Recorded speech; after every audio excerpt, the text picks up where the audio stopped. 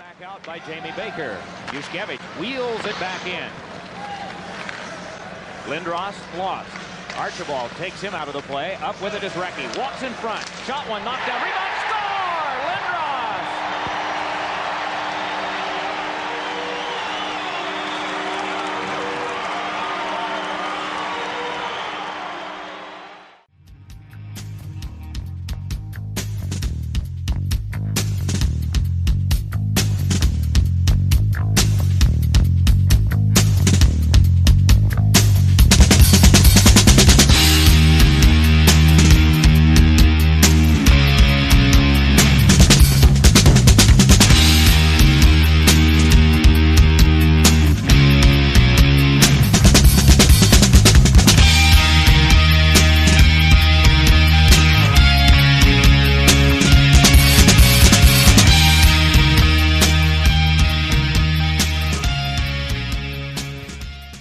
Hey everybody, it's Isaiah, and I'm here with Chef B, who's going to tell us about one of our sponsors here. Chef? Yeah, O&B Puckcast is now brought to you by Summit Public Adjusters.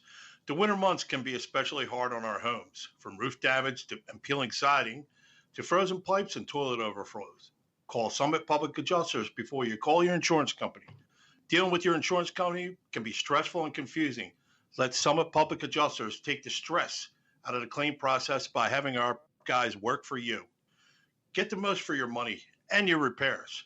The next time the big snow or the rain leaves you with some home damage, contact us for a free consultation. Summit Public Adjusters are licensed in Pennsylvania and New Jersey. Learn more at summitpublicadjusters.com or call 215-752-0560. Just tell them that the chef sent you. Yeah, what was that number again, Chef? 215-752-0560. That's terrific. All right, we're going to carry on with the rest of our show. And we are back. It's Isaiah. We have Chef here. He's at a remote location, right, Chef? Yes. Yes. Under a bunker somewhere, yeah. And, of course, we have the great Dan Silver. Hey, guys. How's it going? All right. Crazy day. And we couldn't have a better guest for a trade deadline wrap-up than this gentleman right here. You know him from SpectorsHockey.net, The Guardian up at Prince Edward Island, and featured. He's also known as Lyle Richardson. Lyle, welcome to the O&B Puckcast. Well, thanks, guys. It's my pleasure. Glad to be on the show.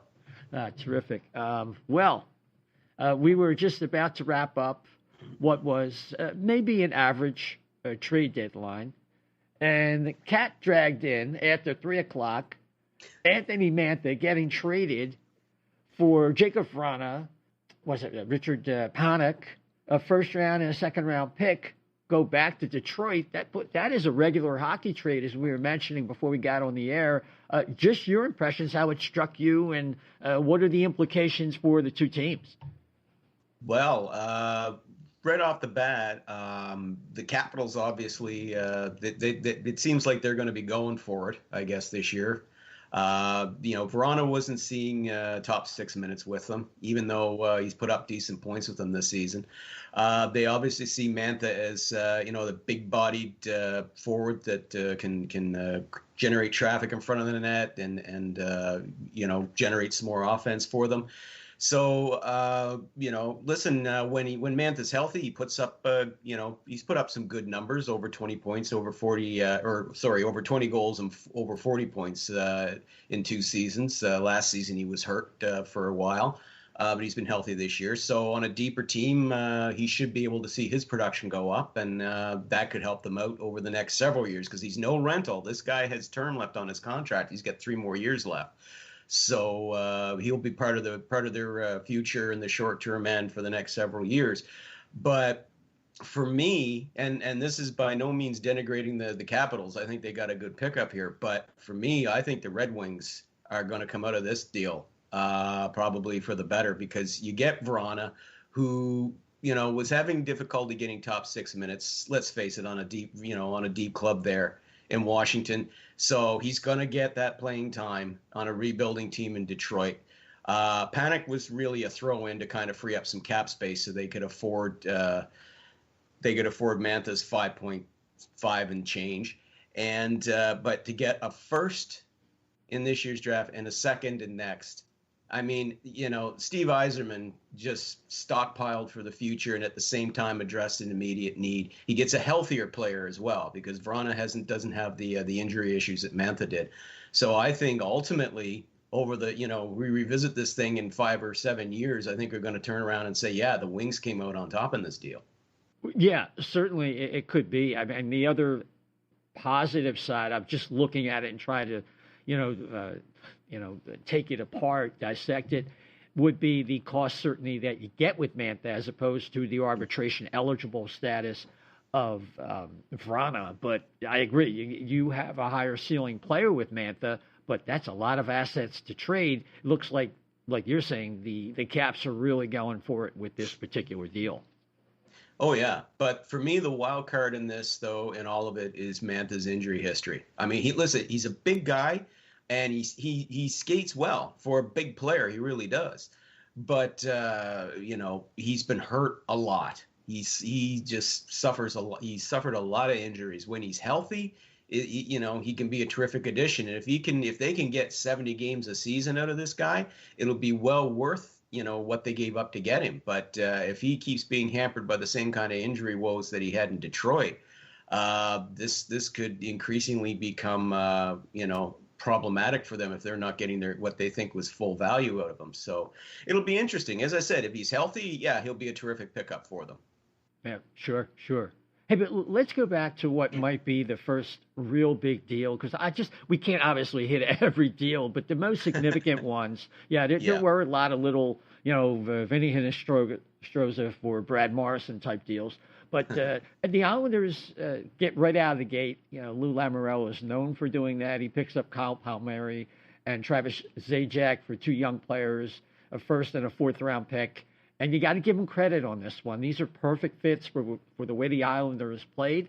And, of course, when you consider the injury to Anders Lee, there's some, that coverage that is provided for his loss. Oh, absolutely. Absolutely. And as you said, to your point, I mean, both those guys would be a really good fit in the Islanders system, especially Palmieri. Palmieri plays that energetic, style that that's a hallmark of the Barry Trotz teams. We also saw, like I said, he got his first goal, yesterday in yesterday's win. So absolutely, and I wasn't surprised when I saw that they got Palmieri. There was a lot of talk that was linking him to Taylor Hall, but Palmieri just seemed the better fit. And then, you get Zajac. I mean, yeah, in his prime, Zajac was a solid two-way center. I mean, he's 35 now. He's long in the tooth, but he'd be a good addition on, for either, 4th line, 3rd line if you need him, centering there. He can also play a bit on the wing if you need him to. So I really like that move. And, of course, it helped that the Devils were willing to do Lamoriello a solid and pick up half of their cap hits. Yeah, that's also a factor, and that played a role in some of the other big deals, particularly the really unique deal with the Red Wings, the Blue Jackets, and the Lightning, where ultimately the Lightning get David Savard, who's really a rock-solid second-pairing defenseman, brings a lot of jam, pretty secure with the puck in his zone. Not a lot of offense, but that's a nice slotting for the Tampa Bay Lightning in their Stanley Cup drive. Well, absolutely, and they needed that depth on the right side. They didn't have it. They don't have as much of it this year as they did last season. And so, yeah, you bring in a guy like Savard, and quite frankly, you're not worried about offensive production coming from the right side because look who you got on the left side. Victor Hedman, Mikhail Sergachev, and Ryan McDonough. So they're not going to be hurting for offense coming from their blue line. But yeah, they needed some more experienced depth there. And as you said with Savard, solid shutdown guy, big lad too. So, but yeah, just the complexity of it. I mean, good God. I felt like Chevy Chase in the old Saturday Night Live sketch where he goes, I think I was told there would be no math, because it took a while for me to wrap my head around that at first when I saw it. I'm like, okay, what is it that I'm looking at here? And I know this makes sense, but why can't I figure it out until the light finally came on. But yeah, that wasn't the only complex 3-way deal that we saw in this deadline. Yeah, fill us in on the other one, because I have so many in front of me that I forget. There was another deal that had that kind of complexity. And it also involved the Blue Jackets, and that was sending Nick Foligno to Toronto. But along the way, and we won't get bogged down in the details, but what happened is basically, they got the, I believe it was the San Jose Sharks involved, because, of course, Doug Wilson, the Sharks GM, he let it be known he was willing to, hey, I'm willing to absorb some cap dollars here to facilitate a trade. And so basically what happens is, Nick Foligno's $5.4 million cap hit. Basically, the Blue Jackets picked up half. Then the Sharks picked up half of that remaining half. So the Leafs only get tagged. Long story short, the Leafs only get tagged $1.3 million. The Sharks get themselves, I believe, off the top of my head, it was a 4th-round pick they got out of it.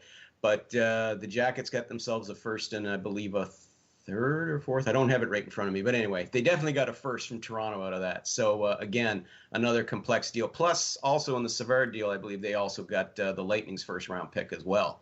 So, a lot of complexity going on there, and with dollars retained and teams retaining half a cap hit and so on and so on. But, you have to admire the creativity of the general managers involved, because let's be honest, going into this trade deadline, everybody was worried that there wouldn't be enough deals going on because there were too many teams, didn't have enough cap space, and on, and teams might not be able to retain salary. Well, we saw that teams are willing to retain salary and get creative to get a 3rd team with cap space involved to get deals done.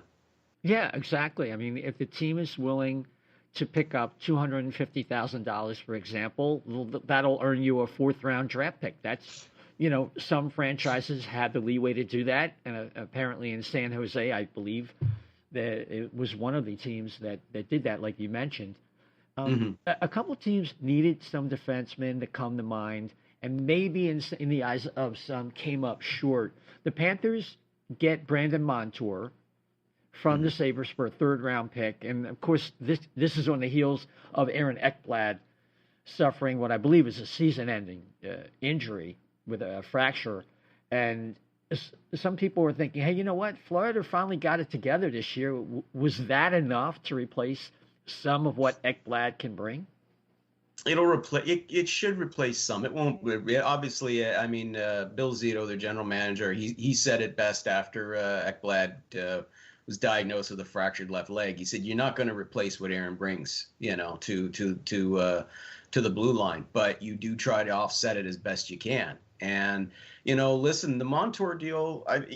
Montour during his seasons with the Anaheim Ducks, he hasn't been in the league very long. He's only been in, I believe, about 4 or 5 years, and he had a couple of productive seasons there with the Ducks. And then, of course, he got into the Buffalo Sabres coaching merry-go-round, and his play suffered along with everybody else's. But I think playing for Joel Quenneville there in Florida might help him regain that that puck moving ability that he had. He's very versatile as well. I mean, he can play on either side of your blue line for you. He can do some shutdown stuff if you need him to, but his best role is as a puck mover. So if they can tap into that, I mean, he'll help hold the fort until Ekblad gets back, because Ekblad's definitely done for the regular season and the 1st round. But the talk is that, if the Panthers get to the 2nd round, he could be back for that. So I think he's a good stopgap measure, and I don't think it really hurts the Panthers too much. That's for sure. Better than doing nothing. Yeah, gotcha. One team that, in the eyes of some, did practically nothing was the Winnipeg Jets, who acquired Jordy Ben, who's kind of like a 7th defenseman, when in a year that a lot of people think they're a dark horse candidate to win a cup, they need to step up a little bit more. What are your thoughts in that regard? Yeah, I was surprised. That Kevin Cheveldayoff, the GM, didn't. Because Cheveldayoff, he has this tendency to be cautious, but we've seen at recent trade deadlines, he's been willing to roll the dice and make a significant deal.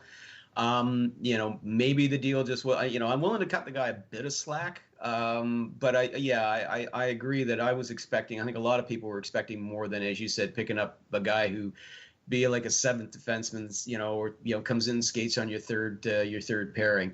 I think people were looking for something a little bit more than that. I know they were even linked to guys like Dmitry Kulikov. There was talk of maybe bringing him back. You know, it was pretty obvious that they were in on they were hoping to be in on David Savard, but that got blown out of the water. And Matthias Ekholm wasn't going anywhere with the Predators. They were also linked to him. So ultimately, I mean, he made the best deal I guess he can. But also, you know, Cheveldayoff wasn't too keen to give up any of his top prospects. He was willing to move draft picks. He was not giving up any of his top prospects, and that, from everything that I was reading and hearing coming out of Winnipeg in the last couple of days, that seemed to be the issue, is that teams were willing to make trades with him, but they wanted one of his top prospects, and he wasn't willing to give it up. So I think at the end of the day, you know, he was willing to go, okay, we'll suck it up for this year, and then, you know, by keeping our kids, we'll benefit next year. Yeah, gotcha. One player that came to mind for them, I don't know if they had a right side or a left side need, but one player for the Flyers that has been pretty steady, surprisingly, is 34-year-old Justin Braun, $1.8 million this year and next. And I thought, you know what, maybe they'll look at a guy like that. He has playoff experience with deep runs with the San Jose Sharks, went to a final, but they didn't make the call on that one. But maybe a player of that ilk, but obviously it didn't turn out that way. Yeah, exactly. And again, it's like I said, it's because Cheveldayoff didn't want to give up any real, you know, any of his top prospects at all. You know, that's the thing with the trade deadline. I mean, it's easy for us to sit back and kind of, you know, scratch our heads at why a GM didn't do something, or if you're a diehard fan of a team, kind of hate on the guy for why he didn't do anything. But I think at the end of the day here, I mean, Cheveldayoff isn't, you know, he doesn't want to sacrifice anything of his future going forward. I think he still sees this team being a contender for the next, you know, at least the next 2 or 3 years, especially with Hellebuck in goal playing as well as he is. And I think that was another factor too. At the end of the day, you know, Hellebuck's playing great, and as long as he keeps playing well and stays healthy, I think he's willing to take a chance. And I mean, the team's playing well right now in the North Division. So, I think he was comfortable with taking that chance and just making just a depth deal at best and riding the horses that he's got. Gotcha. One team that did not want to take any chances in goal was the Toronto Maple Leafs getting David Riddick from the Flames. That is an interesting situation. You have a couple goalies who are either hurt or maybe a little shaky, Michael Hutchinson. And this time, Kyle Dubas did not want to get caught short. Third-round pick goes back to Calgary. Oh, yeah, absolutely. And I thought that was a smart move to do that, because we already know Freddie Anderson, their starter. He's been sidelined now for what's going on almost a month now.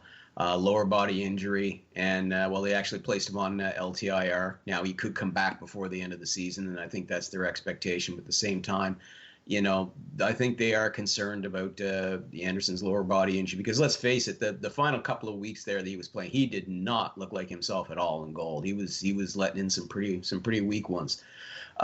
Jack Campbell has been playing great, but as you pointed out, he's been sidelined a couple of times this season as well. And they've had to go with Michael Hutchinson and as their third stringer, and they wanted to have somebody a little better in there. So they couldn't go wrong with Riddick. He'll provide some stability there. For now, he's the backup until Anderson comes back, and then if he comes back healthy, well, then they can go into the playoffs confident that they've got they've at least bolstered their goaltending depth enough. So if injuries do strike again, they'll be better prepared. Right, exactly. So late last night, Taylor Hall gets dealt, as predicted by many, to the Boston Bruins, along with Curtis Lazar, a second rounder, and Anders Bjork goes back to Buffalo. And this sounds like this situation is like Taylor Hall has not been impressive, has had a lot of injuries, maybe looked upon as a bit mercenary with his choice of, going to the Sabres. This could be a perfect slot for him right next to David Krejci, and he could kind of rejuvenate, if you will.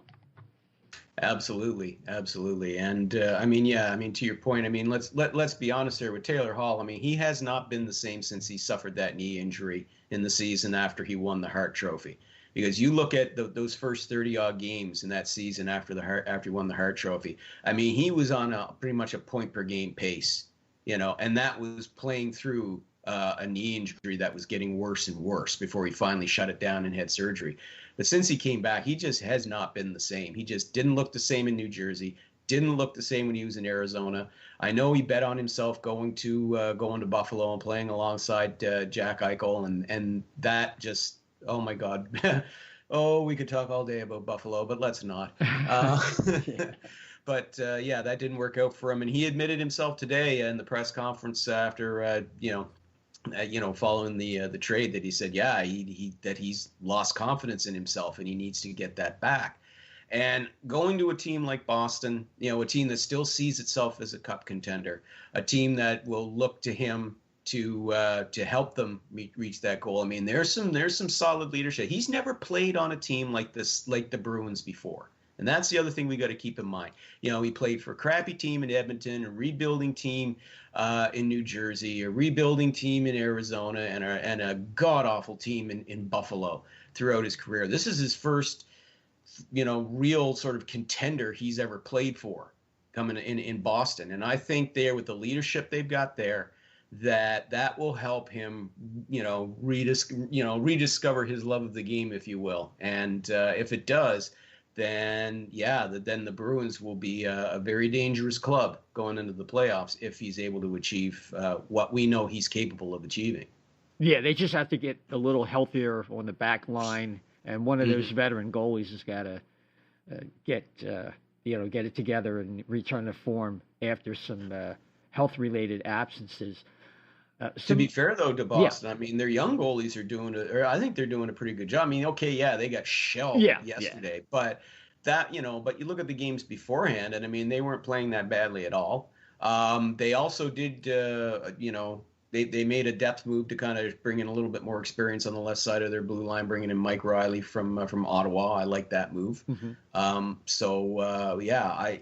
I think that Don Sweeney, boy, he took a lot of crap from Boston fans leading up to the deadline. They were so impatient. Do something, and it's just like, it's almost like he was saying, I'm just going to toy you little bastards for a while, and then I'll pull the trigger at the last minute so you can all crap yourselves. Yeah. Well, we've seen recently that both Vladar and Swayman have been doing the job. We had our fun in 19. We went through 8 goalies, and we didn't see anything like the kind of performance in Philadelphia like they're getting with the Bruins. So obviously a deeper system. I think there's some promising goalies for the Flyers, but maybe a couple years off. So a couple versatile third-line centers get moved. Sam Bennett goes from the Flames to the Panthers. And Matisse Janmark goes from Chicago to the Golden Knights, and in both situations, the return was draft picks or a young player. Yeah, and that's been the sort of deal that we were pretty much expecting that most of this deadline was going to be like. I mean, that was going to just be depth guys, depth free agents or guys with a year left on their contract, but mostly depth guys going for middling draft picks. And bringing in, I mean, I like what the Panthers did bringing in Sam Bennett, because Bennett, we all know, I mean, for some reason, the regular season, he just, he just seems lost half the time. And then when it hits the playoffs, it's like he flicks a switch and he just turns into a beast. So if that happens again, then the Panthers are going to be real, real tough. Even without Aaron Ekblad for a round and a half, they'll still be very, very tough to face. And the Jackets, they weren't expected to do anything, but they get themselves a little bit more depth there in Janmark, who, when he was with Dallas, I mean, he put up some decent numbers when he played alongside some guys with some skill. So he'll have the opportunity to do the same thing again. That could actually maybe be a sleeper move of the trade deadline. It could be interesting to keep an eye on how things work out with him in Vegas. Yeah, absolutely. He was a nice player. There was some rumor that the Flyers were getting a call from them because Kelly McCrimmon used to coach Nolan Patrick. Nolan Patrick, as you probably know, has had his problems here, has not really been productive. And, of course, he had injury issues that he's had really going back to juniors. So there was some scuttlebutt in that regard as well. So, Jeff Carter agrees to go to L.A., although he had no he didn't have a no trade clause, but they wanted to be respectful for a guy who helped them win 2 cups, and has a change of heart after initially saying no, and he goes to Penguins for a couple draft picks, 3rd and 4th in 22 and 23. Yeah, absolutely. And you know, I think that deal doesn't happen without Ron Hextall. Because Ron Hextall because as you guys know, he was the I believe assistant GM when the Flyers drafted Jeff Carter. He was the Kings assistant GM when they acquired Carter from the Blue Jackets, and they won a Stanley Cup, their 2 Stanley Cups with him. So, I think that if Ron Hextall was not GM of the Penguins, that deal doesn't go down. I think that Carter did that because, he respects Hextall. Hextall respects him, and he gets a chance to go and play alongside, with Sidney Crosby, and because he knows Crosby from their time on Team Canada. So yeah, that was kind of a good fit. It was an interesting move. We definitely knew that Hextall and Brian Burke were looking for a big center or winger for their checking lines. I mean, Carter's not the perennial 20+ goal scorer that he used to be in his youth, but he can still fill an effective role on your checking lines, and you could even throw him up there on the power play if you need to, if injuries strike. He can play center, he can play wing, he's got some decent size. Won't necessarily bring the truculence that Brian Burke likes, but but by the same point, he brings size and some physical edge to his game. So it was a bit of a surprising move, but again, I think Ron Hextall had a big hand in that, and apparently there was some talk that Carter, this could probably be a swan song. He'll just play out this year and then retire, but apparently no, he's going to finish out the final year in his contract next year with the Penguins. Gotcha. I mean, those are some of the highlights for the league-wide view of what went down this last, week or so in the trade deadline period. So, Lyle, let's go with, I don't know.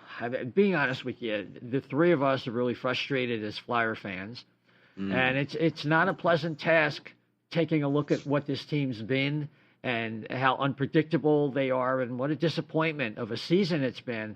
But let's take a look at what they did today, signing Scott Lawton for 5 years, a 26-year-old player, $3 million cap hit. Some people thinking, well, he's a third-line player. A lot of times longer-term deals with bottom 6 players don't end up well, but he's a young guy. What's your take on, his game and the contract, and whether it was commensurate with what you thought his value was? Oh, I like the deal. I mean, you could quibble and say, well, it's a year too long or whatever. But I mean, listen, the dollars fit because that's the price you're going to pay for, any decent third line center, forward, what have you. You're going to pay that amount. But this guy, listen, I think that he's definitely worth retaining. I think that he can continue to be an effective part of the team's core going forward because, perhaps the feeling may be here as well in Philly, just to kind of deviate slightly, is that I think that Chuck Fletcher and his staff are looking at this season and probably just seeing it as sort of an aberration. You know what I mean? It's a shortened season. Every team it's affecting different teams in different ways. And also, it doesn't help that your goaltending has not been very good. Though, to be fair to Brian Elliott, God bless him, he's doing the best he can. If he was 5 years younger, you wouldn't be having this concern. But, poor Carter Hart, whatever's gone on with him that's blown out his confidence, whatever it is, you guys may know better than I do, because I have to spend all my time covering 31 teams. I don't get to devote as much attention to just 1 or 2 clubs as I'd like. But, I think that the Flyers are just looking at this season as an aberration. And I think that, I like the Lawton move. I think it was worthwhile keeping him there. I think he contributes a lot to this team.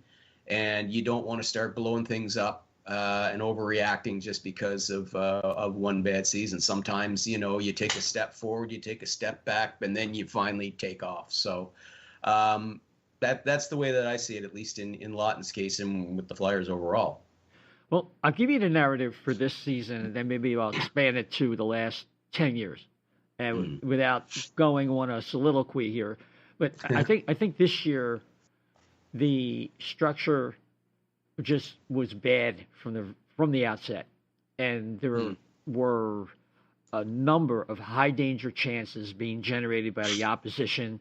The defense did not play well. The forwards were shooting the zone. It looked a lot like 2019, to be honest with you. And Chuck Fletcher had taken moves last year to prevent all these things, to reduce goals against. And we all know what the Flyers were. So that all fell apart. And I think it wore down the goalies. And if you remember that period of time, Carter kind of freaked out. I think it was a frustration at his own play, but also what was going on in front of him. And things kind of deteriorated from that point. And now we see forwards that, again, shooting the zone. The defensemen don't even have anybody to pass to. And the goalies, the whole thing just snowballed. So. Yeah, and I also think it highlights as well just how important Matt Niskanen was to the Flyers' blue line. His absence was just left a big void, not just in skill and ability, but I also think in a voice of leadership in that dressing room. And that's something I think you're going to see Fletcher's going to try to address in the offseason, because he wasn't going to find that sort of piece, at the trade deadline or in any deal this season. Look around and see if there was any player comparable to a Matt Niskanen available this season. There just wasn't. But you might get that opportunity maybe, in an off-season trade, maybe through free agency. Who can say? But the absence of Niskanen, I think, just was just devastating to the blue line and to the leadership in that room. Yeah. Let's bring in our panel here, Dan. Yeah, just in general, this has been a terribly disappointing season for Flyers fans because, from our perspective, this was the year that sort of everything was going to come together in terms of, we're going to have a bunch of young guys who are going to kind of take the next step forward. And, we've been being told about, the group of prospects that Ron Hextall's been building and so on and so forth. And so I think that a lot of us just kind of thought that this year was going to be the year, but as Lyle kind of alluded to, this year, the main problem is that Chuck Fletcher kind of, when looking at last year, chose to go with there were two different narratives he could look at last year. One was that this team, the real Flyers team, was the team that played so well for the final, 3 to 4 months of the regular season, and not the team that sort of struggled in the bubble, despite the fact that they got within one game of getting to the semifinals. And because of that, he kind of went with rolling it back and didn't really, bring in the top pairing defenseman, which is what clearly this year has been their biggest problem. It's just been a trickle-down effect with the defense core, where you don't have the Niskanen-type guy with Provorov, and the rest of the defense has just kind of been a dumpster fire. And there's more problems with the team than that. But, yes, it's definitely been a big disappointment. Flyers Twitter has been an absolute dumpster fire over the last month. Philadelphia fans are notoriously critical of their teams, and it's about as bad as I've ever seen it. I think a lot of people were kind of expecting the Flyers to make more moves than they did today, but realistically, I think that Chuck Fletcher kind of did what a lot of people thought he was going to do. I like the signing of Lawton. To me, he's one of the guys that you want on this team moving forward, and then you kind of want to go to war with. And there's a lot of guys who make more money than him or more highly thought of than him that I think Chuck's going to have to find a way to get rid of. But, the key for him is someone on Twitter, someone was asking, how would you grade Chuck Fletcher today? And I said, C+, but it's not. Today's just a quiz. Today's a little quiz. This offseason, is going to be, the major exam for Chuck Fletcher, because he's going to have to get the number one defenseman. He's going to have to shake up the makeup of the forwards. He's going to have to figure out what it's going to take to get this team, to where the fans are expecting it to be. I also want to throw in there. I like the whole Lawton deal, like Dan said, that of course, you want people that are showing some life in this season and not like kind of dragging their skates out there. So I like this analogy of going to war with them. Also, too, what one of the biggest swinging whiffs or miss or whatever you want to call this season was for me was, I remember Dan saying this about the prospects. I mean, we talked about it at the beginning of this season. We talked about the younger kids taking that next step. And I said, and I think I paraphrased and I couldn't find it, but I think I said, yeah, you know what? I totally believe Dan's right. I mean, what are the chances that all of them, kind of not perform up to standard? It's just standard alone from last year. And that has been the case. I mean, these younger guys, Sandine, Myers, half your defensive core have underwhelmed extremely. And to my defense and Dan's defense, never did you think that 6 guys on this team would all take a step back. And I just think it's remarkable that the one thing we thought that, was like, oh, okay, that's not going to happen. And it happened, and the fact that you're right, nothing got addressed in the season after Niski retired, which was the biggest thing. And the solution was not going out and signing Braun to an extension and Haig. And I'm not disappointed because I kind of knew how this was going to play out. I just think that from this point forward now, I think, he's clearing out some of his mistakes with Gustofsson. But I just feel that in the summer, he's going to have to stop letting it be the end of the Hextall era with all these kids that were drafted and all these prospects, and he needs to turn around and put his own stamp on this team.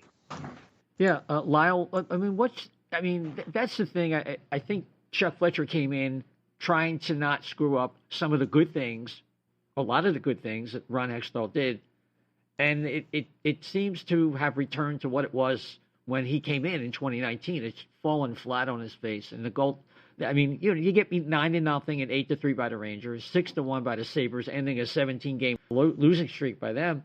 And then, of course, yesterday they blow a game and end up losing 5-3 to Buffalo. So it just kind of puts it like a perfect cap on what has been a disastrous season in the eyes of many. But, look, you have a league-wide perspective and you think it's one bad year, but well, yeah. I said that I think that at least from my assessment of it, it seems to me that management could be just looking at this as one bad year.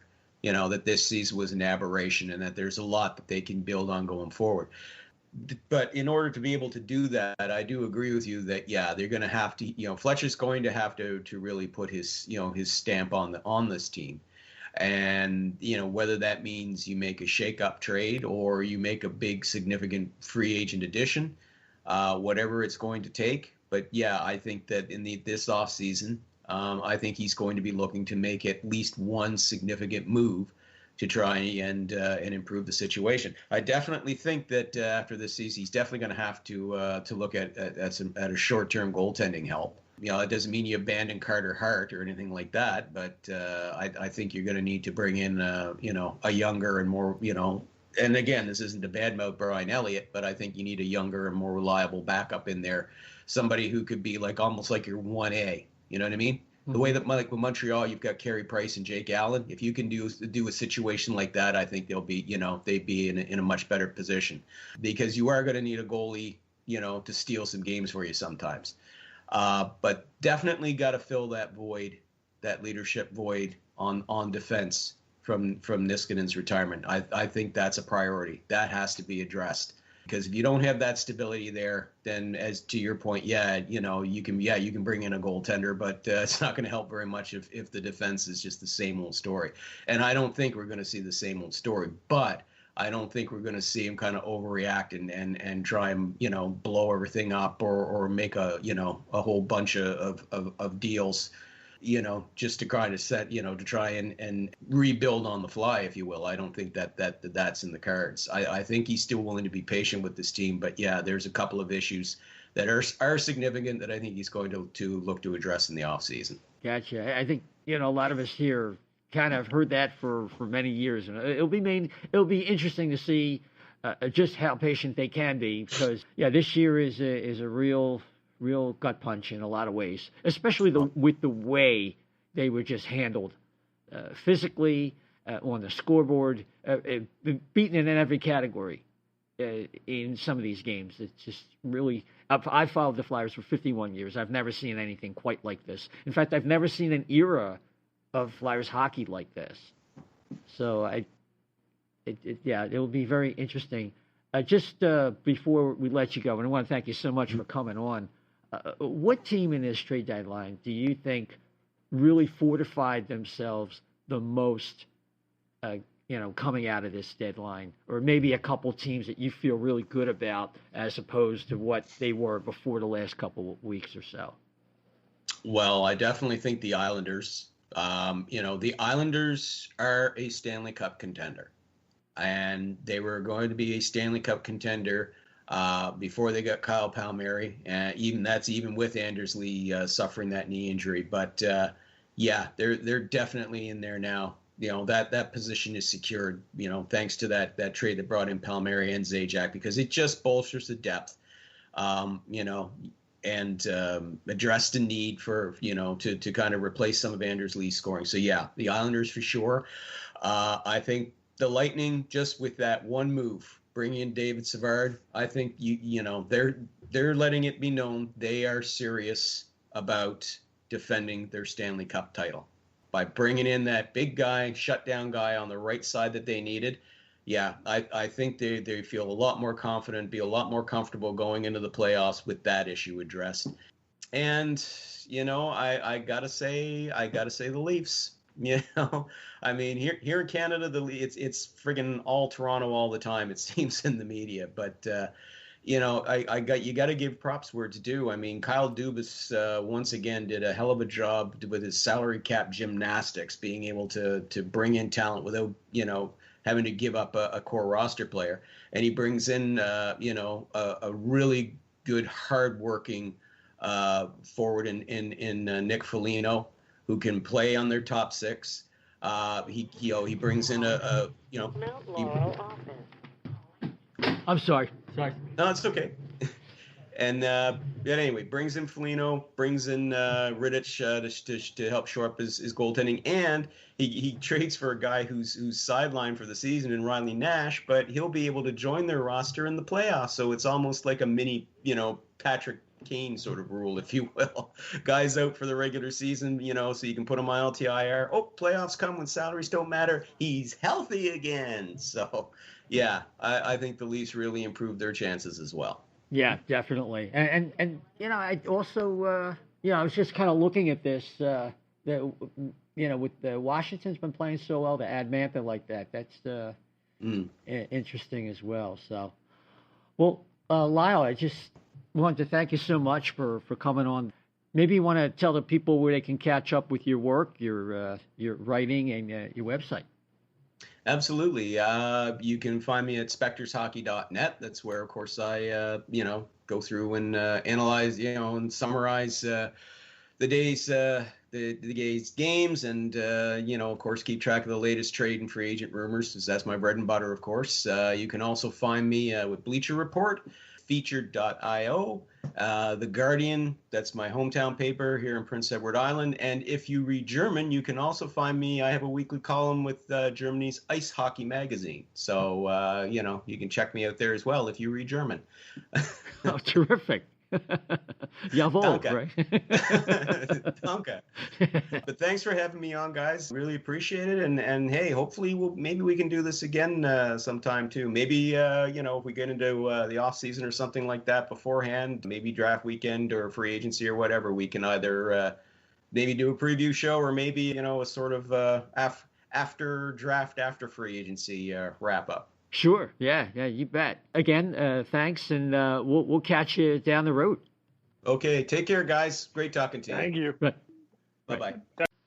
Hey everybody, Isaiah here. Just a reminder that the O&B Puckcast and FlyersNittyGritty.com are brought to you by Jim's South Street, 400 South Street in Philadelphia. 4 decades of the best cheesesteaks and hoagies in the grandest Philadelphia tradition. And if you live down near 400 South Street, but you can't get over to Jim's, no problem. They use DoorDash and they'll deliver that delicious food right to your door. So remember, Jim's South Street, 400 South Street in Philadelphia for the best cheesesteaks and hoagies. Okay, so yeah, that's Lyle Richardson from Spector's Hockey. Check him out at all the places and outlets that he spoke about. But hey, gents, we got to talk about the elephant in the room. I always like to give a league wrap-up with an important day like the trade deadline. The Flyers made predictable moves. Dan, I'm going to turn it over to you. You tell us about the predictable moves they made with Raffl and the wonderful, talented Gustofsson. Yeah, I mean, Flyers fans, this was just setting up to be a day where everyone was going to go ballistic because the Flyers just weren't going to do a whole lot on this deadline. The chatter kind of over the last few weeks was, oh, well, we can probably get, a first or second round pick for Scott Lawton. Well, that turned into, it started sounding like, as you were listening to the Flyers beat reporters, that instead of that the Flyers wanted to extend Lawton to a new contract, which of course raised cries from fans saying, well, I don't understand. Why can't we trade him for assets and then sign him in the offseason because he's going to be an unrestricted free agent anyway? And that is, theoretically speaking, that is a perfectly sound argument. The problem is that you're dealing with human beings. And the way that it works in a situation like this is that Scott Lawton really wanted to stay with the Flyers, and he wanted the franchise to value him as a player. And, they wanted to keep him. If you trade a player, there's a very small likelihood that they're going to then want to come back and sign in the offseason. It happens before. I mean, I think it happened with Derek Grant last offseason, and it may happen with Foligno with the Blue Jackets. But typically, it doesn't happen. If you trade a guy, it's sort of a signal to them, that they're going to go look and test out the market. The Flyers decided they wanted to keep Scott Lawton. Chuck Fletcher even said, though, during his press conference today, that when he woke up this morning, he didn't know if they were going to be signing Lawton or if they were going to be trading him. So he was prepared to move him if he didn't think that they'd be able to get an extension done. But they got the extension done, $3 million a year for 5 years. I think it's a good deal. I like Scott Lawton. Again, he's one of those guys that I think you go to war with. There's guys like Travis Konechny, who's clearly a better hockey player than Scott Lawton, but I'm not sure that if I'm trying to build a championship team, I wouldn't rather have Lawton as a third liner than Konechny as a first or second liner. So, I like Scott Lawton. I'm happy with him. I'm happy they did that. And then once you sign him, now you're really only looking at a few guys that you could be traded. The guy I really wanted them to trade today was Nolan Patrick, just because I'm done with Nolan Patrick. I don't think he's going to be here next season, and I was kind of hoping they would trade him. And early in the day, there's a rumor from Anthony Sanfilippo saying that that Vegas might be looking to trade for Nolan Patrick. And of course, the GM in Vegas, Brad McCrimmon, he was with the Brandon Wheat Kings when Nolan Patrick was there. So there's a connection there, and that kind of got people excited. Hey, maybe we're going to get something for Nolan Patrick. Some people were upset about it. Either way, I was hoping that would come to fruition, but instead, Vegas opted to trade for Matthias Janmark from the Blackhawks. Instead, they traded the same second and third round pick, I believe, that Anthony was saying they might trade for Patrick. Right. Anyway, when that didn't happen, then all you're really looking at is that the Flyers have a couple unrestricted free agents to trade away. And it was Eric Gustofsson, who we got a 7th round pick for Montreal, and like Raffl, who's out for half of the rest of the season, and they got a 5th round pick from the Capitals for. So, it kind of, again, it just kind of went as expected for me today. And I think that Chuck Fletcher knows that he has to add a top pairing defenseman. I think he knows he needs to try and get rid of a Jake or a JVR. Like on Twitter, you've got all these people who are just all over it, criticizing Fletcher, saying, Chuck's not doing anything. He's not going to work. He's asleep on the job. I honestly think that he knows what needs to get done with this team, and he's going to try and do it this offseason. And so that's his real test is going to be what happens this offseason. Oh, yeah. Can I piggyback something with Dan right here? Sure. All right.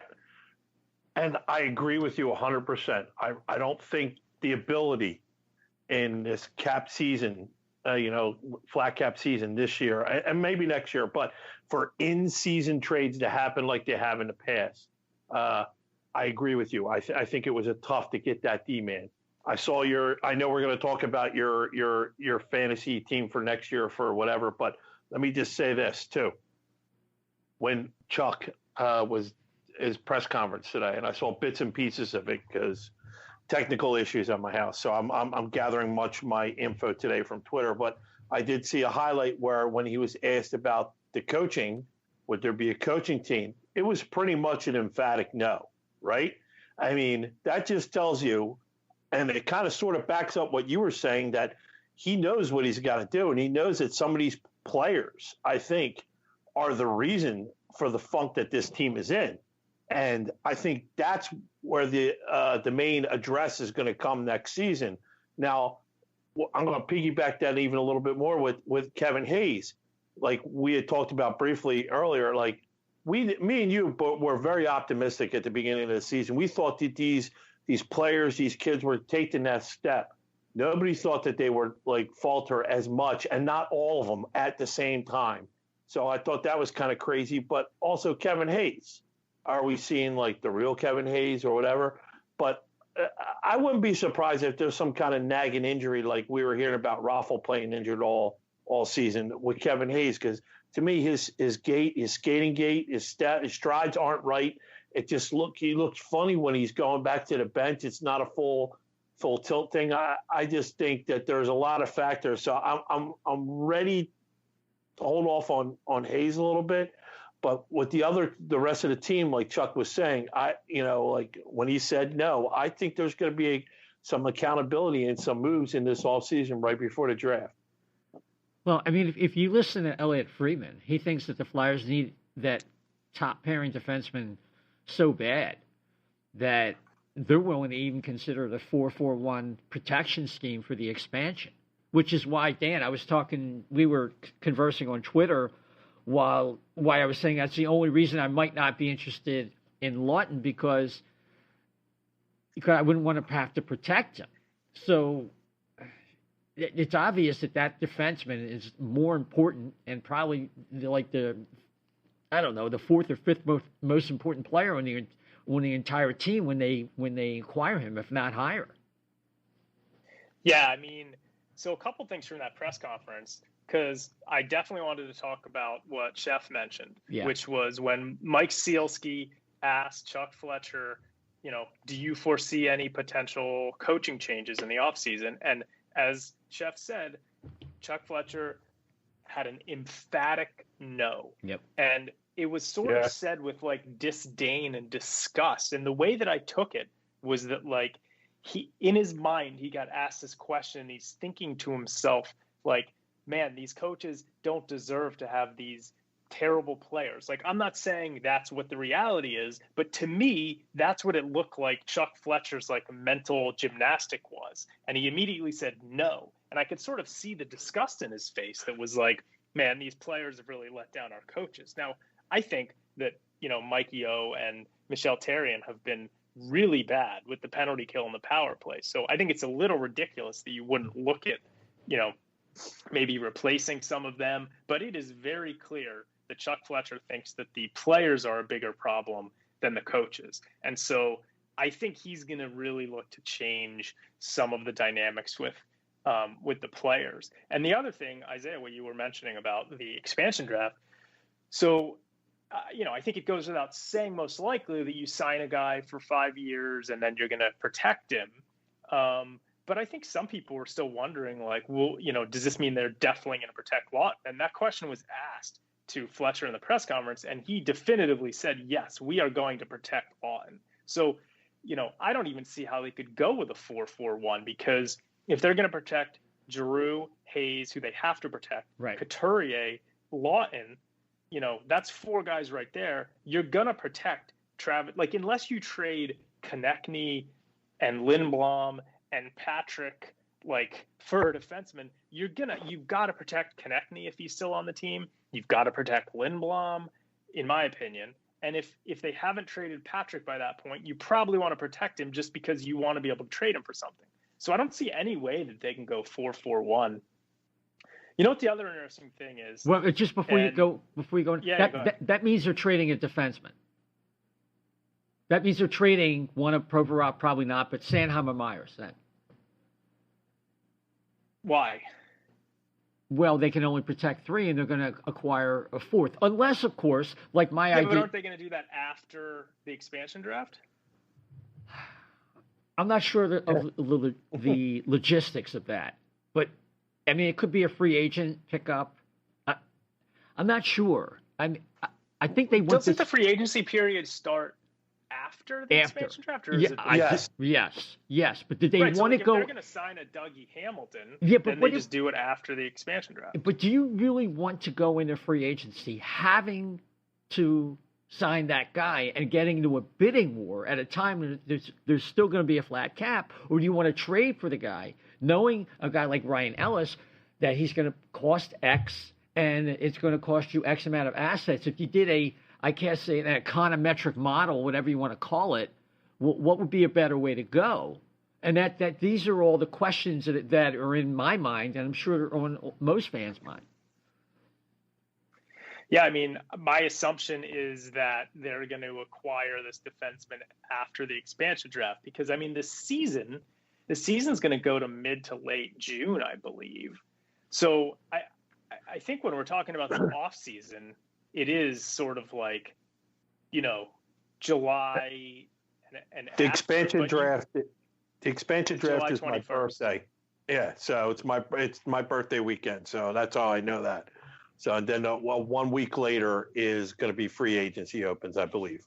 Right. The entry draft is the 23rd and 24th. These are old dates. I don't know if they're still current. Free agency is the 28th. You're saying the expansion draft. July 21st. Okay, so that would be right before the entry draft. Yep. Okay. Now, I think that they're, that they'll probably look to do all that stuff after the expansion draft. What's interesting to me, and we've all talked about Ghost a lot. Like, when I look at this team and I look at how guys are playing right now and like who's showing fight in these games, like, I see more from Shane Gustofsson than I see from Travis Sanheim or Phil Myers. I put a list out today on Twitter of like the guys on this team that basically I would like to see back. And I had Ghost and Morant on there. I didn't have Sanheim or Myers on there.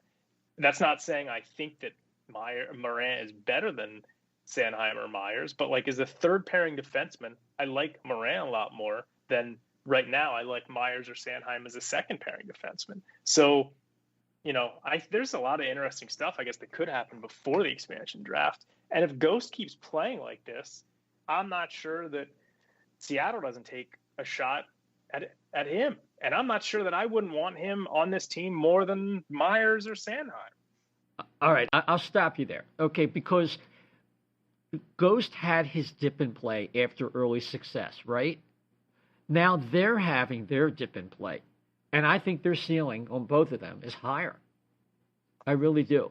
And I think I don't want to get and take these small sample of games with Ghost, who's having a resurgence to his credit, right? And I don't want to come to definitive conclusions about who he is. He's still, in my mind, a third pairing guy who is making $4.5 million for a couple more years. And if he's playing well enough to interest Seattle, I'm down with that. I admire his spirit. He's been physical. He's back to denying the zone. He's up on his skates. He looks like that guy, and there was one of those 2 really great seasons or 3 great seasons he had. I appreciate that. But going forward, I don't see him fitting into a second pair role. No, Yeah, I'm not saying he needs to be a second pair. You know? No, I don't know. I think. Yeah, go ahead. Yeah. No, I think he's done a very admirable job, and he seems to fit well with Sam. Do I explore that? Maybe. I think it's like, to go back to the whole drafting. I don't know if I want. I think if you're signing people and then having to protect them or whatever, maybe that's forcing your hand in some places. Maybe you're going to overpay there. Like Isaiah was saying, you don't want to get in a bidding war, but if you want to lock up a guy ahead of time, like obviously that's the kind of player GM Chuck is, right? He traded for the rights to Hayes, got him, and then negotiated and did that. That might be the route he's going to take with any kind of D-man. But the reality is, if that happens, then three guys are going to be left exposed. And I mean, it's a merry-go-round right now. Like I said, those guys are playing very good together, but it's at the end of the season. I ain't seeing a lot, enough to change my mind, I should say, about Ghost so far. I'll say that. Yeah, and I'm not sure Sam Moran is anything more than a seventh defenseman. Don't get me wrong. I love the guy, and I'd love to see him here. But I think you got to reshape this entire defense, and you have to be open to different ideas. It's been a disaster, and I think the Flyers need about anywhere between 5 or 6 new players on the team, and 2 of them should probably be on defense, and 3 should probably be up front. But you had a whole idea about that. I wanted to give you a forum or a platform for presenting your idea. Of course, it has to be modified because one of those players has already been traded. But we'll talk about that. Hey, I have a quick question before Dan goes into that. Now, I know how many they're allowed to protect. Who doesn't have to be protected? It's Farabee because he's under X amount of years, right? Under 2 years? Yeah, anyone whose players don't have to be. Anyone who's played fewer than 3 professional seasons. So Farabee does not have to be. Farabee's the main guy who you'd want to protect, who doesn't have to be protected. Yeah. It's currently in the NHL. Yeah. I just wanted to I knew there was something along those lines. I just wanted to be sure. All right, go ahead. I'm sorry, I didn't mean to interrupt. Oh yeah, no. And the one thing before I go into kind of like that was I mean, Isaiah, like, the defense has been a disaster, but the main guys who've been a disaster have been Sanheim and especially Myers. Like, I don't think it's fair to say the defense has been a disaster, so you've got to get rid of Ghost and Moran. Like, Ghost has been probably the highlight of this defense core this year. I don't know how you could say that anyone else has been. And Sam Moran has looked fine. Like, we all talk about how this team needs toughness and they get pushed around.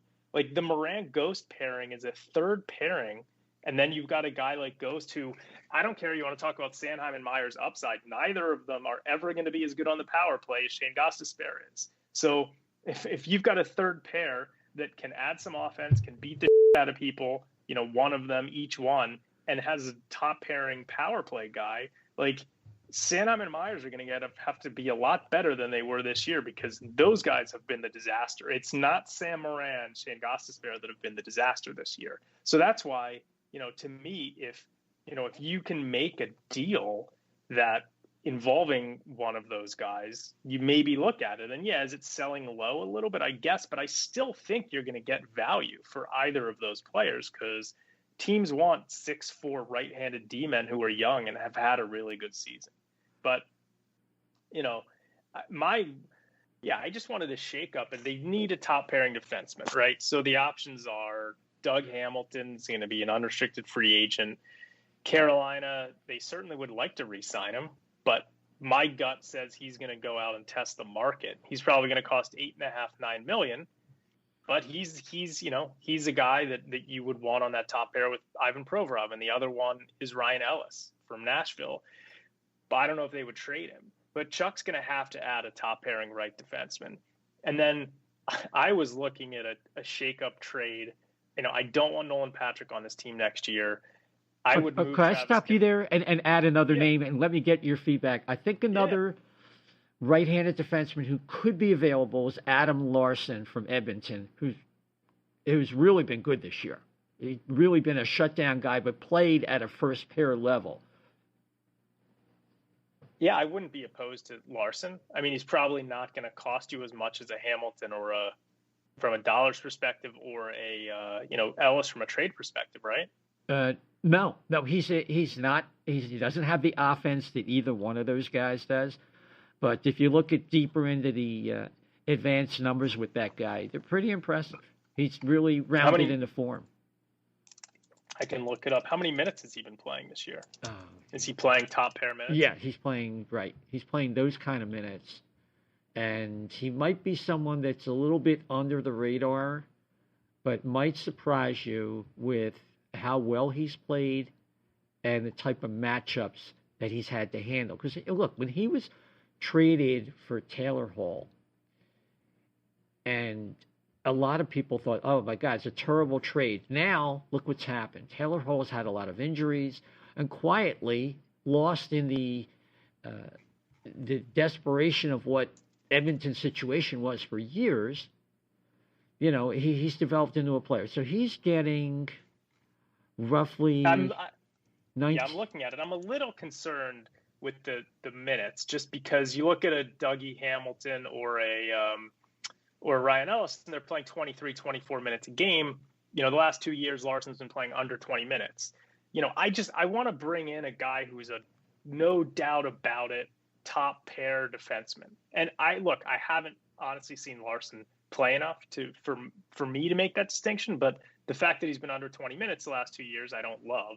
Maybe it's just because he's not really getting the power play time. Well, yeah, I mean, he's getting 64% defensive zone starts too. So that's, you know, that's some tough deployment in that regard. I'm not saying I prefer him because I don't. I'm just want to throw his name into the mix on our show so that if he pops up and he's the guy, I don't want people to think, oh my God, where'd they get this guy? So, you know. No, you're right, because there's going to be a lot of teams competing for Hamilton, and if Ellis is on the block, which I doubt he is, like there's going to be a lot of teams trying to get him. I don't envy Chuck Fletcher. It's not going to be easy to get a top pairing defenseman. So, you know, that's going to be a tall task. It would have been really nice if Phil Myers had taken some huge step forward this season, but he didn't. Instead, he took a massive step back. I mean, but I know, but so did Ghost. You know, that's why I know Sanheim and Myers both. They're different players though. Like when Ghost takes a step back, he hurts you defensively, right? But he's always provided to me value on the power play because he's a very good offensive defenseman. You know, we're never really relying on. I don't want Ghost to be.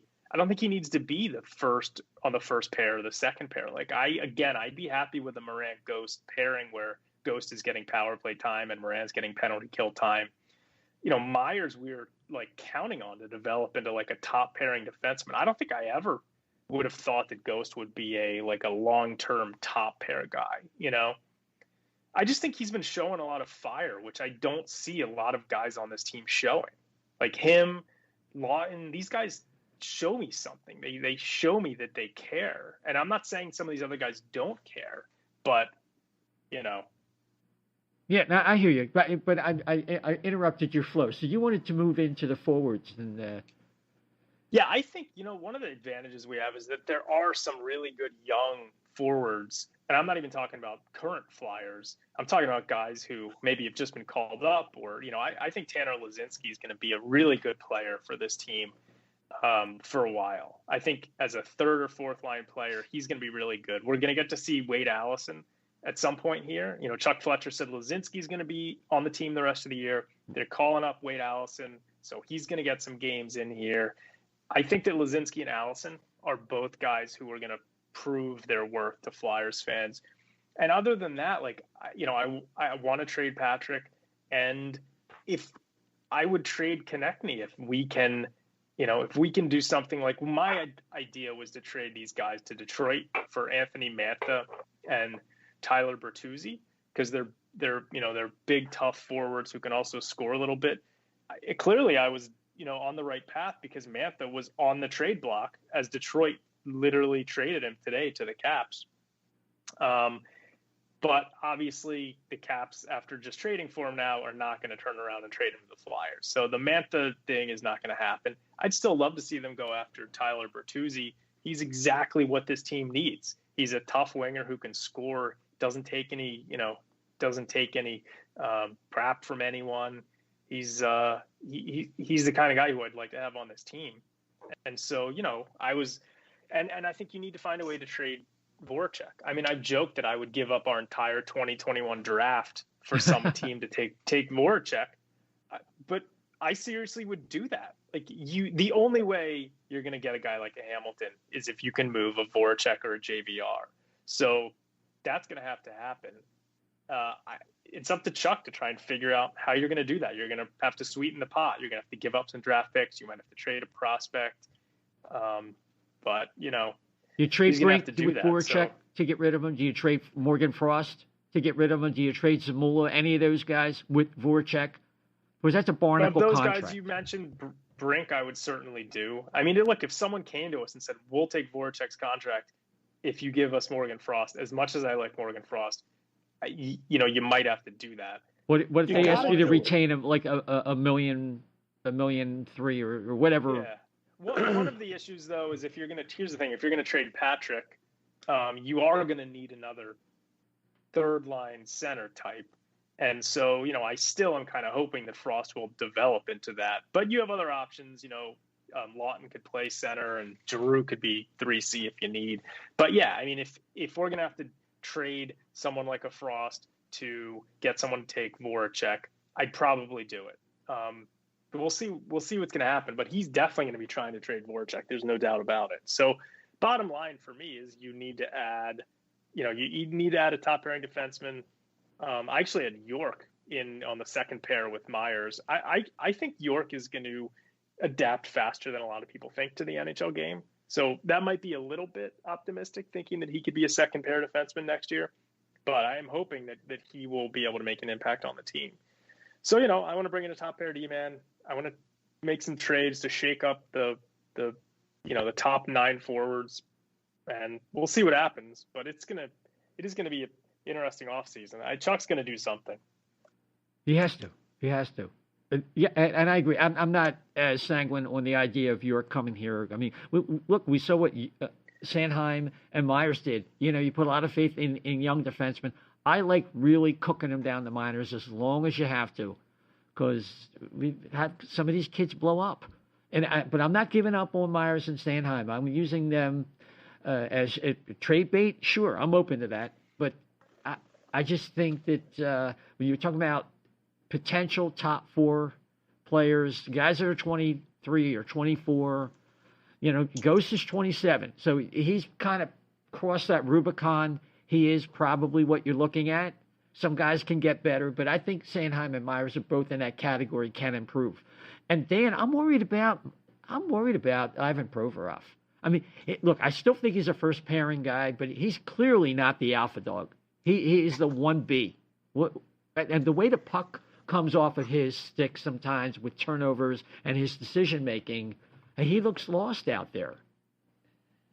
Yeah, what he lacks that's keeping him is going to keep him from becoming a number 1 defenseman. I still think he can be a top pairing guy. I mean, he showed us that with Niskanen. Right. But his skill is not elite and his hockey IQ is not elite. And I think those are the things that, Ivan Provorov is another guy who I think there's some improvement there, but I saw someone on Twitter during the last week make a comment that I thought was interesting. Like, maybe instead of this offseason, Ivan Provorov continuing to, carry boulders up and down mountains and do these insane workouts so that he can play 30 minutes a game, maybe he should be working on his skill a little bit more. Yes. And maybe he is. Like, maybe he's doing that. But it was an interesting comment because the point is that, Ivan Provorov cannot be on this team's top pairing power on this team's top power play because he fumbles the puck at the point too much. Like, his passes are not great. He doesn't have a great slap shot.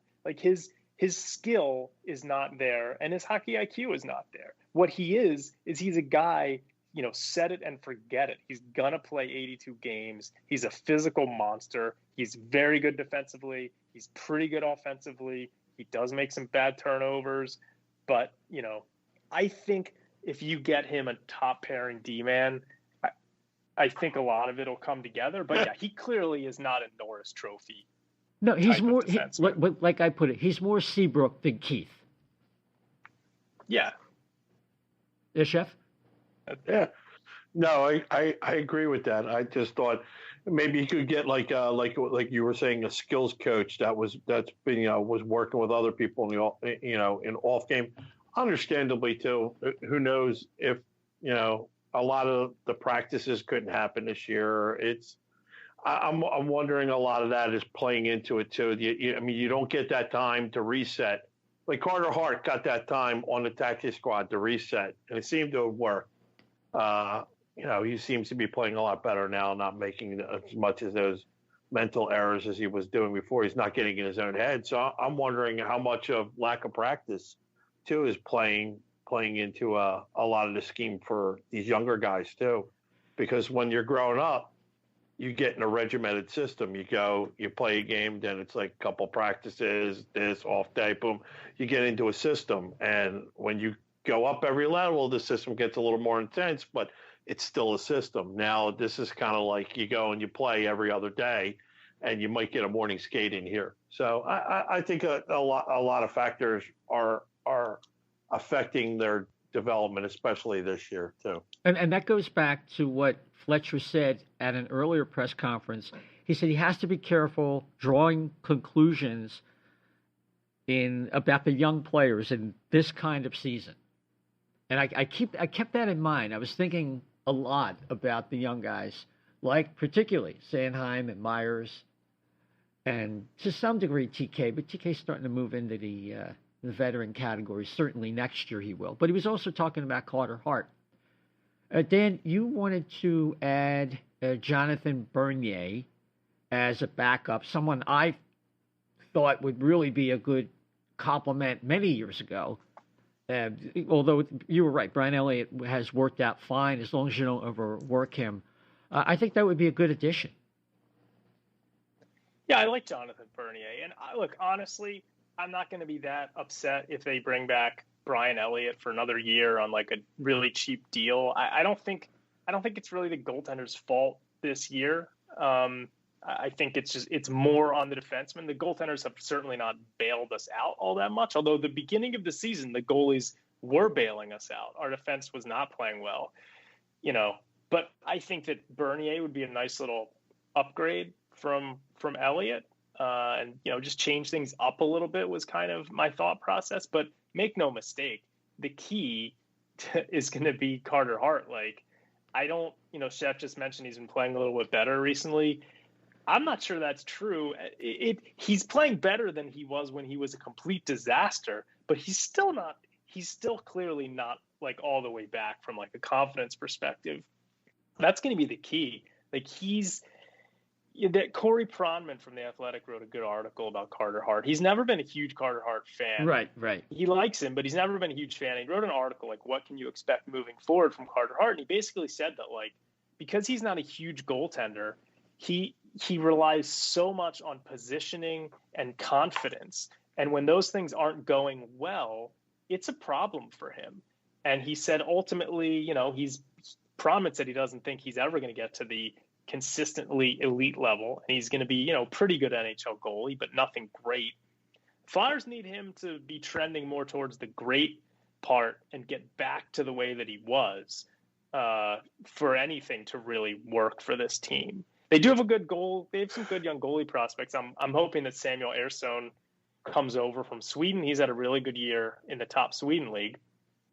So hopefully he's able to come over and show us what he's got. But none of this, nothing that we're talking about is going to happen in terms of success for this team unless Carter Hart gets back on track. Yeah, I mean, I looked at Carter Hart as like a Chris Osgood. You put enough players around him, he'll be consistent. And once he gets his experience and goes through his ups and downs like all goaltenders do, I think he'll be a goalie who who trends toward the top half of the league, and that's what you need. The main thing is momentum saves, and that's the kind of goalie that Chris Osgood was for those talent-laden clubs in Detroit all those years. Yeah, it's an interesting time right now for the Flyers, but these last couple games, I mean, we did a full show. Last did a full show. They went 3-3-2, but it's the way they've lost that has just been devastating. They're only 4 points out of a playoff spot, but the Bruins have 2 games in hand, and they're going to play the Sabres 6 more times, and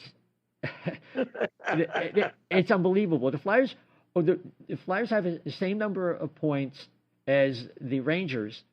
The Rangers obviously have a tiebreaker. The Rangers are plus 21, and the Flyers are minus 26 in goal differential. So it's been that kind of year. Everything that Chuck Fletcher built in 2020 has collapsed and turned into 2019. Yeah. And I can guarantee you one of the main driving factors behind what Chuck Fletcher is going to do, he's going to try again, like he did in 2020, reduce goals against. But can he get past the intangible aspect, Chef?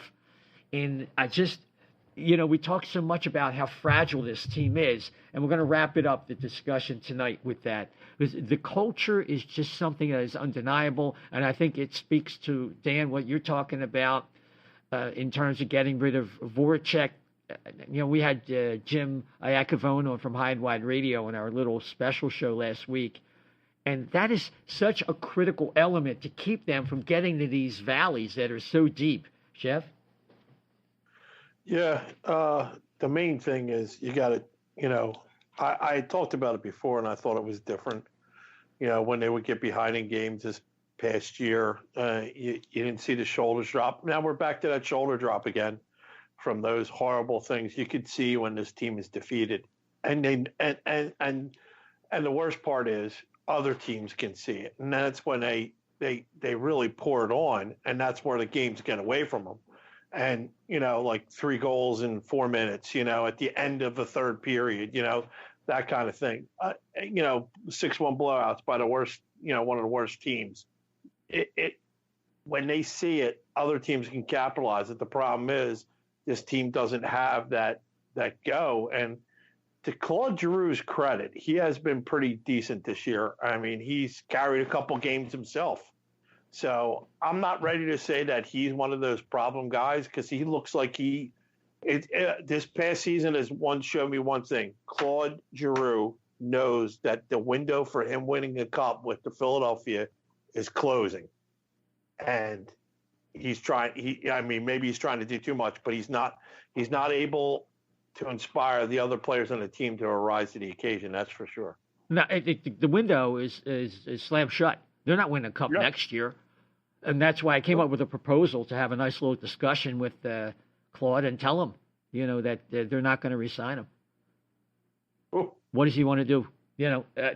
That's what I did. Jim and I were talking about it. I just say, hey, listen, we appreciate your contributions, but we have to make some pretty drastic changes. It might represent a step back, and we'd like your blessing to name Sean the captain next year with you as an alternate, and just tell him that based on these changes and the window of opportunity, we've decided we're not going to offer you a contract after next year, and just tell him to talk with his agent and his family and see what he has to say. And if he wants to come back, we welcome him as one of the top 5 or 6 Flyers of all time. But they need that kind of change, because like Justin Braun said, he's never seen anything like this in his life in terms of a team being this fragile. Something has to change. So I want to change the common denominator over the last decade. And that fair or unfair. I'm not pointing my finger of blame, but sometimes you just got to do something different. I'll leave it at that. Okay. Dan, I'll leave you with a final statement and a place where people can contact you. Yeah, well, just quickly responding to that. I don't think Giroux is the issue. I think there are some guys.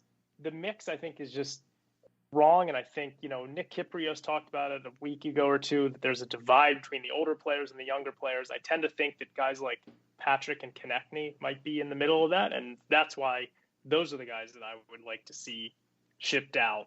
And I think some of the problems will kind of take care of themselves.